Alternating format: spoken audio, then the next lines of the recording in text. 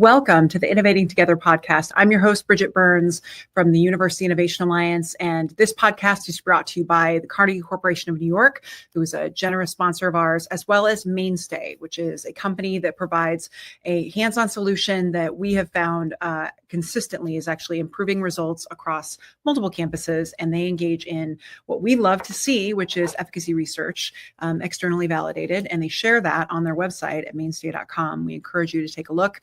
You'll see that they've seen incredible results on many campuses, including UIA campuses. So thanks to Mainstay. So today, I wanted to bring to you this episode. It's first of its kind unveiling of something that we've been really excited to share with you, which is the content breaking from the UIA National Summit. This last year, we held our second National Summit. It is the only event that we have at the UIA that is open to non-UIA campuses. And it is part of an effort from us that we believe that our work is really in three buckets: innovation, scale, and diffusion. And the summit is about diffusion. It's about accelerating ideas to help them move faster between institutions, to set the table for institutions to find other collaborative partners.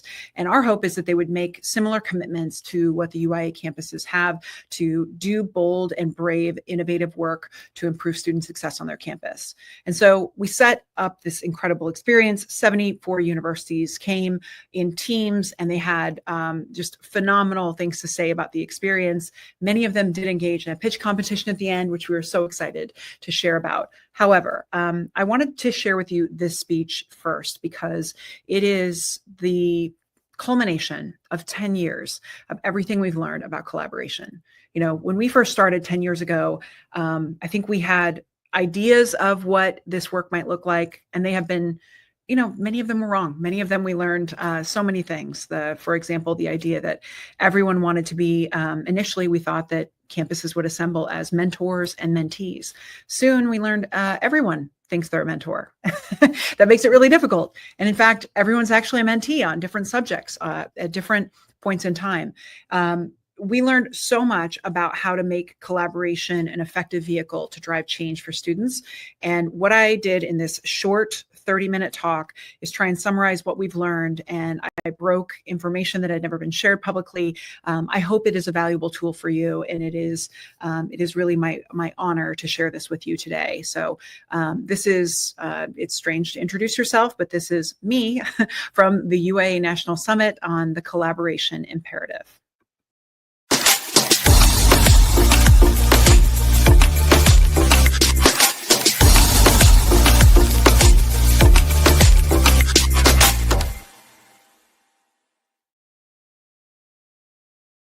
So some of you might know my story because I've started sharing it in recent years, but most people don't know that I had actually never shared my story until the 2018 UIA Summit, the first summit, the only other time that we've done this. And but I'd already been in my career for more than a decade working on helping college presidents and change and innovation. And keep in mind, it was my first time sharing my story, and my boss, Michael Crow, not at all an intimidating figure, was in the room. So that was super fun. For those of you who might have heard it, you know that it was that I grew up in poverty in rural Montana in a family of four living on less than $20,000 a year. My father was paralyzed when I was 2 years old, so my mom and he both stayed home. Nobody worked outside the home. We lived on his Social Security. But the part that I really shared that day that was particularly vulnerable was that I'd done a really mediocre to terrible job in high school, barely eking out with a 2.3 GPA. And I mean, I was a state champion in debate, but nobody cares about that. It was the 2.3 GPA. That was the very embarrassing thing that I admitted on stage that day. And that later, when I went to community college and then I transferred, I mean, that was cute. I transferred, but my credits did not. Yeah. And so when I go to another institution, it still takes me 7 years to get my bachelor's degree. And when I complete, I have 50 credits that never counted and 50,000 in student loans. And that story had never been told that day. And I only shared it here because it was super important to finally kind of come out. I think that there had been a little bit of an imposter syndrome because I was trying to work on improving colleges. And so I naturally assumed, I think, that you needed to have done well at college to be able to work on higher education.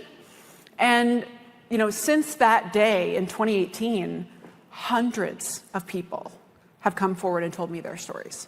Because it turns out that a lot of us who are hiding, who also believed that myth that somehow we needed to kill it at college in order to have the right to try and help college be better. And the truth is, most of us, we talk about passions and find your passion, all that. The truth is that I think that we have lots of passions in life. They are typically things that are a direct response to the hard thing you overcome. And so for me, college was difficult. And so I am passionate about helping higher education do a better job, especially for low-income, first-generation, and students of color. So there's this space of a lot of us who are out there who also, either did or did not do well at college and want to work on it. And it turns out that it's actually not our fault that we had a hard time. It turns out that there is actually a fundamental issue that we at the UIA, that's underlying all of our work for the next few days, you're going to understand, which is that higher ed was never designed around students. It was originally designed around the faculty, but it's not anymore. At best, it's designed in response to the new request that's coming from that random outside entity. Right? Now we're also doing this. We're going to also do, social mobility and long-term career outcomes, and also there's a new accountability report and safety security. You get it. We are constantly responding to new requests. We're new things. We never get a chance to work on our work. Okay? That is a fundamental design issue. That's nobody's fault. Nobody's lazy. Nobody doesn't care about students. The fact that our data isn't as good as it should be is not because we don't care. It's actually a design problem, which means you can design your way out of it. And all of the data that we're all trying to improve, it turns out it's perfectly set up currently to achieve that kind of data. When you think about outcomes for low-income students and first generation and students of color, we all know our numbers that we're trying to improve, right? And it turns out, if you can see it, how it's a systemic issue. The system was perfectly designed to get the results it does. So it turns out you're going to have to do systems change. And I don't know, one of the many things that we've learned at the UIA is that it is darn nearly impossible to do systems change in higher education if you do it alone. So that's the reason why to collaborate. Because I tell you what's going to happen. You're going to lose your president. You're going to lose your department head. You're going to lose your coworker, your buddy, the people who you trust to try and advance change. The team that you've built is going to turn over. It's going to move on. We all are living in this moment right now where the most predictable thing is turnover and transition and change. And there's going to be a new crisis, whether it's COVID or something else, right? So the idea that you're going to be able to do long-term systems change by yourself, hunkered in the silo of your institution, is just not realistic. The best way for us to move forward, we found, is by doing it together. It is, AI generated this slide for me. Did a pretty good job. Sometimes it misspells things, but the road of collaboration is going to get us there. If we partner, you need accountability buddies. You need actually people to help you move there.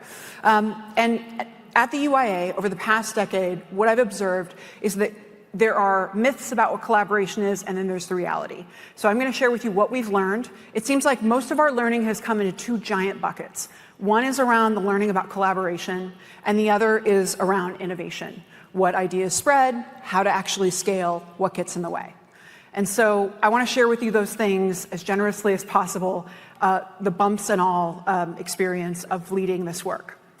The best example of collaboration is one that I have shared for 9 years now. It is the best example that shows you just how simple it is, how humble it is, and how meaningful it is. And it's the story of Michigan State and how, when they first came to the very first UIA convening, they brought a team. That was one of the first things you learned. Well, there were two people who were not particularly high up on the org chart. It's a professor and a UIA fellow who'd only been working at the institution a few months. She's in this room. The call is coming from inside the house. Amy, where are you? Right there. So Amy is new to Michigan State, and they hear this cool idea that Tim Rennick and the team at Georgia State are telling about all these fantastic changes that have happened. And underneath each one, they keep hearing about this thing called process mapping. Very simple. Okay, Post-it notes. It's not lightning bolts and lasers that's innovation, it's Post-it notes. And so it turns out the Michigan State team got stuck in the airport. There was a snowstorm in Atlanta, and on their way home, which we both know that means there was a slight dusting of snow. Okay. And so they get stuck in the airport at gate 19, and they're sitting there, and they've retold me the story that basically they decided, what if we take this idea of process mapping and we go home and we actually use it to try and help our institution figure out how we're showing up for our students. And so they get Amy certified in process mapping. Back then, you had to spend more than $1,000 and go away for a weekend. Now we've created free courses online you all are going to have access to in the lab to be able to learn this yourselves. And tomorrow you actually are going to get to learn the skill, okay? We want to democratize all of these things. But here's what happens. Amy and Chris, the faculty member, they go home and they decide, we're going to invite everyone who works in student success for the first time ever in the institution into one room. We're going to map one moment in time, 90 days, from the day a student gets admitted to the day they show up on campus. This is their process map. People in that room, what they heard that day was, hey, I don't have access to that data. Someone else says, I do. What's your email address? Someone else sees another thing. God, this is really messed up. We shouldn't be doing this. Yeah, that reports to me, actually, so we're going to stop. That's how it happens. People are in the room. It's not a mystery. There's not a plume of smoke that tells people what's going to change. So at the end of that day, the most powerful thing is that they take a step back and they see that on the email line for 90 days, every incoming student had 450 emails they were getting. There were 450 Post-it notes. Yeah. And as I always say, if you don't know what your number is, it's 500. Okay? Second, there were 50 holds that were on a student's account. The institution did not know. There were the 50 holds that the campus didn't know could exist that would stop a student from registering. So that is profound. And so they make all these changes. So now let's fast forward. It's now been 10 years. And last month, I came to Michigan State and I followed up. And I'm like, what happened? What's the story? It turns out a ton of things have actually happened because of this, but I'll share with you one in particular. That day, they found that there were 400 students who were currently, based on a hold, they were about to be essentially walked out of the institution, or they were blocked from registering. And what they did is they used those 400 students to winnow and ask, is this really justified? Is this really the right kind of hold? Should we get rid of this? And they recategorized and moved and changed all of those down to the point that there were only 20 students who actually qualified for a hold. They eliminated all the other 380 holds, or there were 380 ways and 380 students who were affected. So think about those 380 students who keep going in the institution, that actually Michigan State changed behind the scenes. They made it so that actually those students were okay. We realized our systems didn't make sense. Then Michigan State, what collaboration is, they have the audacity to let me tell you this story. In a competitive sector, they let me tell you this story on stage. That is what is generous. That is you need that kind of generosity and vulnerability for collaboration to happen. They share this story. Other campuses, Iowa State, hold on, we're going to map transfer. We're going to map major change at Ohio State. We're going to map whether or not our students, if it's easy for them to be able to graduate at Oregon State. All these institutions, they start mapping other things. And it turns out we keep sharing those stories about, oh my God, we had no idea we were doing this so terribly. And then within this cone of silence, to some degree, people start learning from each other. That is what collaboration is. It is not laser beams and these big explosive moments. It is the generosity of telling someone, hey, I learned this really hard thing. And then it can go viral within the alliance, right? And then we say, we should make this free. And so we tell that story and we try and help other people move forward on that. But we also make it so that there's a free course that you can use now. And we make it so that these tools are out and available. And that's why at the summit, we want to make sure you actually have these skills, you go home, and you actually decide what you're going to map. That is what the collaboration really looks like. It's very small and it's humble. There are other things that we've learned about collaboration that are going to help you, though. The first, I just want to warn you, is that you should only collaborate for 2 reasons. Don't do it otherwise. It is too difficult and it's too important. Number 1, you collaborate if there is a shared problem. Spoiler, all your problems are shared. Yeah, no, the design of higher ed, all the same. Most of you have the same problem. It's a matter of being in the right rooms where you can actually lower your shoulders and actually talk about those shared problems, talk about those shared values. The second time you should collaborate is when you're pursuing a big goal that you cannot accomplish alone. Listen, there are lots of things that you can do in the same room with someone else, but I'm telling you, don't do collaboration because it is too difficult. It is too important that we do it well because it relies on a few things that we need to actually exercise. First, if you want to do collaboration well, here is my greatest wish, is that you understand that it's all about friend rules. You literally just got to treat people like you would your friend, okay? And my greatest hope is that my presidents will someday pick up the phone and call each other before they poach each other's people. Because that happens in higher ed all the time, right? And I'm always like, what would you do if it was your friend? You'd call them, right? And I know we can't always. But also, the other examples are like when someone shares, hey, here's an example of, here's something from, behind our wall, essentially. I'm going to share this information with you. Don't out them. Don't like actually, one thing that did happen is a campus was really generous and gave all their data to another campus because they weren't sure that they trusted or believed what was happening. And they share this data, they don't have to. And that campus calls them up later and it says, hey, congratulations, yeah, we found out you were not lying. Wait, I'm sorry, what? I just gave you something and you responded by telling me that I wasn't lying? So you looked at my data and you proved it's right, and that's the way you respond, right? Friend rules. Talk to people and treat people the way you would your friend. If I'm wearing an outfit that you really like, which I seriously hope, and I tell you where I got it, right? Which, think about this as an analogy, and I see you the next time you're wearing it, and I'm like, hey, that's an awesome outfit. Yeah, thank you. Thanks for telling me about it. And then someone else comes up, and you take a compliment in front of me and you don't acknowledge that, hey, Bridget was the one who, I got this idea from Bridget. That doesn't mean that when you go out in the world, every time you wear that outfit, you have to wear like a copyright, this outfit came from Bridget. I'm just saying like friend rules, like how would you talk to your friends? How would you treat your friends? It is murky, but I'm just telling you, that is the secret to collaboration is how would you operate if this person was actually your friend? If they pick up the phone and they give you the gift of telling you something you need to know, then you're gonna wanna have their back too. You wanna be generous back. The other reason why you shouldn't collaborate otherwise, for those two reasons, is that it entirely relies on unpaid work. It's the truth. Nobody pays you to do collaboration.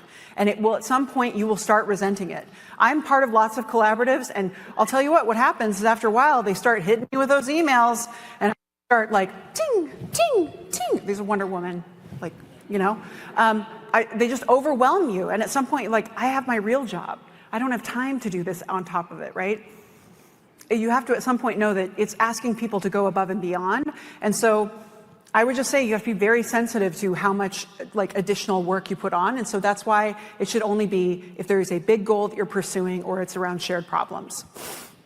We figured out how to make it so that our collaboration work could sustain. There have to be co-captains because turnover and transition. We're lucky the presidents are involved and this is their idea. Everyone has to have a cross-functional team because nobody leads change on their own.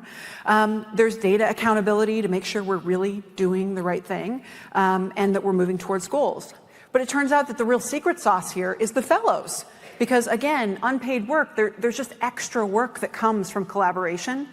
Honestly, the UIA would not be here. We would not have been as successful as we have been if it weren't for the fellows. Because the people who are leading this work on a day-to-day basis, they have big jobs. Nobody gives them extra time to do this work. So you need to have someone who actually, they get up every day and they make it so that it's possible.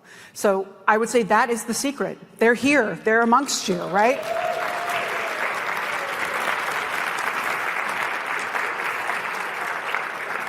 So the fellows are incredible. They've gone on to do incredible things. And I look and I'm like, Sheila, who's now the registrar at Purdue. We have many of them who are in the room and you're going to get a chance to see who've gone on to do incredible things. Dr. Anna Drake Warshaw, who was one of the former fellows, she's here in the room. She's now the president of the Colleges of the South. We believe that this is a pipeline of talent that higher ed has always needed. And we are so incredibly proud of what they're doing. So those are some of the things we've learned about collaboration, that it's only do it for those reasons, apply friend rules, understand it's about unpaid work, so you got to design the work so that it actually can sustain. But let's talk about what we've learned about innovation.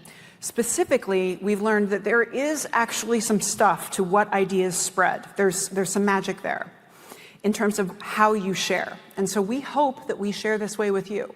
We will get it wrong. We will do it imperfectly. But here's the lesson. Most of the time in higher ed, when people are sharing an idea, they talk as if they are in a spotlight. This is what my campus did. Isn't it amazing? Right? It's very spotlight on me. I'm going to describe to you what I did. I'm going to describe to you what we accomplished. It just doesn't work. It doesn't, people aren't, it's not serving the audience. They're not that interested. It's just about you. It's not relatable. Instead, the best way to share, if you want ideas to go viral, if you want them to spread, is to instead to be a lighthouse speaker. The difference is from being a spotlight speaker to one that operates as a lighthouse to broadcast the lessons you learned. Be ye not so stupid. Don't do what I did. That's what's generous. If you want your ideas to spread, this is what matters. When you share it in the framework of being a lighthouse to help others to know how to navigate the path ahead. That's what, Michigan State, by sharing that story, they are being a lighthouse. Georgia State was being a lighthouse for them and letting them know how to do this work. And we have learned an incredible amount about scale as one of the pieces of innovation. And let me just tell you the first one. I owe a huge apology to our campuses because I was incredibly judgmental. I was completely wrong about scale. I thought scale was take an idea from the campus and physically just put it on and carry it over here and just set it down into the new institution. And it should look exactly the same, and if it doesn't, then you probably didn't try hard enough. I think that early on, I was too obsessed with making sure the ideas looked exactly like the original. And what I didn't understand is that scale is not about replication. It is about adaptation. It turns out that the work that we did, all of these projects, the most interesting stuff we learned was actually how people riffed on an idea. It's how they evolved a concept. It's when Iowa State, when we're doing a 10,000 student randomized control trial around proactive advising, they couldn't actually call it advising because the faculty really, that's a big part of their identity. So they call it coaching. And instead of me leaning in with curiosity about how it is that evolves their model, I was sitting here like, well, I guess they're not doing it right, And I missed those lessons. Also, when we were doing completion grants, where we had this very strict definition of what it was to do exactly the grant as it was originally designed, then we had two states who have, unbeknownst to me at the time, I didn't clock for it, that they have massive state need-based aid. And so actually, the definition of the completion grant, which was Pell, was the limit. It turns out that those institutions actually, they couldn't find students who needed that grant. And so if you're close to the ground, you might think, well, I guess completion grants don't work. It's broken. It wasn't. It was just that we had to understand there were policy interactions happening. And instead, it's like what Ted Lasso, we should have leaned in with curiosity, not judgment. Most of the work about scale, whether it's what we learned with Black student success, when we discovered we're totally biased towards quantitative data, we don't actually know how to handle the complexity of qualitative data. We don't listen enough to our students. And then when we do, we don't actually connect that to our decision-making process. All of this has made us all so much richer once we shifted from being judgmental about make it exactly like the original and instead made it, hey, I'm really intrigued by how you're going to adapt this into your system where you're centralized or decentralized. And that is why the work that's happening at Oregon State that you'll get a chance to learn about tomorrow is, to me, the most profound because they have figured out a hybrid approach to change management that I think is fundamentally some of the most interesting work that's happening, and it needs to happen on all campuses. So that's some of the stuff we've learned about scale. But I'll tell you, we've also learned what gets in the way. And before I end, I want to make sure I let you know that we're just like you. The stuff that gets in the way, it's all the same stuff. You know how people say culture eats strategy for breakfast? Yeah, well, change eats innovation for lunch. every single time. We always want to talk about innovation because it's like super cool and it seems so high tech. And yes, like I want to talk about that. Change management. Change management, getting people, how do you get people to not, like, to actually want to do the right work? How do you make sure your folks are doing the right work? How do you support them? How do you make KPIs that even make sense and are going to make people want to do this work, right? This murky stuff around change, how do you manage people when we work in a sector that didn't actually train people how to manage? You know, that stuff that feels like a side issue, it's the issue. It is the issue that will stop innovation, is taking change management seriously. The fact that you are constantly, all you are is in meetings that could have been an email. And nobody enjoys those. And also, like, we don't have enough conversations about how do you structure a meeting more effectively so that it isn't so terrible, right? So I think I saw the meme, like, stop calling meetings so that you can process your thoughts and with witnesses. Oh my God, I felt so confronted. So it's about change. The other is that at the end of the day, turnover and transition is the biggest threat to us all. The American presidency has become very difficult and precarious, and I am worried about how we are going to actually keep people sustained, because what happens is it is like fire and ice. When there is a turnover, it's either people freeze because they don't know if they have the permission anymore, or it is literally on fire. Those are the two options when there's a turnover, and it's going to happen. And there's turnover on your campus at lower levels, and it paralyzes us all. We don't quite know what to do. We don't have a plan. This is a shared problem. We should have a plan for how we're going to do change, turnover, and transition, how we're going to support it in every layer of the institution. So that is one place where I've seen definitely that is the challenge to innovation. That's the only time we've ever transitioned a campus out of the UIA is because of presidential turnover. It is the only thing that will change the priorities of the place, right? But this isn't always bad, because here's the reality. This is our structure internally of how we actually do our work. The board member is the president or the chancellor, and then we've, after a while, figured out turnover and transition. Now you have to have two liaisons, co-captains. Shout out to my liaisons in the room. If you're a liaison, could you stand, please?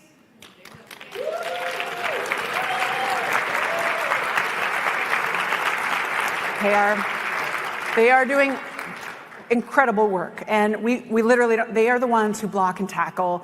They're the ones who actually make it so that the fellows can do any of their work. They are the ones who actually do the day-to-day. They are the ones. Well, here's the thing. We didn't realize that what we were doing and what their roles, that we were actually kind of putting a little bit of a target on their back in some ways, in a good way.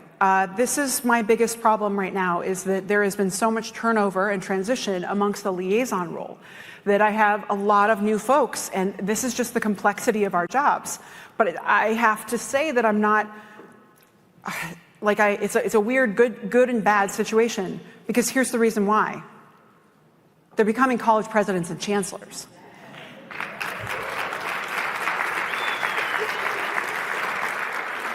Already, our 11 liaisons have now stepped into 15 president, provost, and chancellor positions in the UIA since we started.